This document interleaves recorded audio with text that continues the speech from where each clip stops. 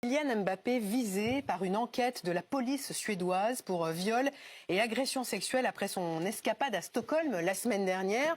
Loïc Braillet nous a rejoint. Bonjour Loïc, Bonjour. Ce sont deux journaux suédois qui ont révélé cette affaire. Que disent-ils exactement? Alors c'est d'abord le tabloïd Aftonbladet qui révèle hier qu'une enquête de la police suédoise pour viol et agression sexuelle a été ouverte, des faits qui se seraient déroulés au même moment où séjournait Kylian Mbappé. Et dans un second temps, c'est un autre journal, Expressen, qui lui va plus loin et affirme clairement que la star du Real Madrid est directement visée par cette enquête et qu'il est considéré comme raisonnablement suspect dans cette affaire. Qu'est-ce que ça veut dire en droit suédois, raisonnablement suspect? Alors on s'est un petit peu renseigné parce que c'est vrai que c'est un petit peu bizarre. C'est le degré de suspicion le plus faible dans le droit pénal suédois. Cela signifie exactement qu'il existe des circonstances concrètes qui suggèrent fortement que la personne a commis l'acte auquel se réfèrent les soupçons. Un porte-parole de la police a affirmé hier à Expressen que l'affaire était désormais entre les mains d'un procureur. On ne sait rien pour le moment de la victime présumée qui se serait présentée à l'hôpital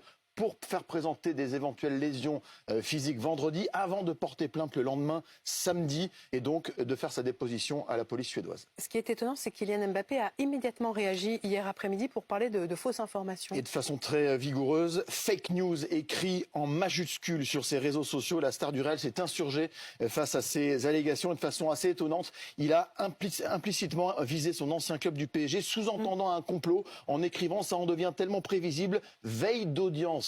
Comme par hasard, il fait la référence à une audience qui va avoir lieu effectivement aujourd'hui devant la commission paritaire des recours de la Ligue de football professionnel dans le litige qui l'oppose au PSG, à qui il réclame toujours 55 millions d'euros de salaires et primes impayés. Une affaire qui va vraisemblablement se terminer devant les tribunaux.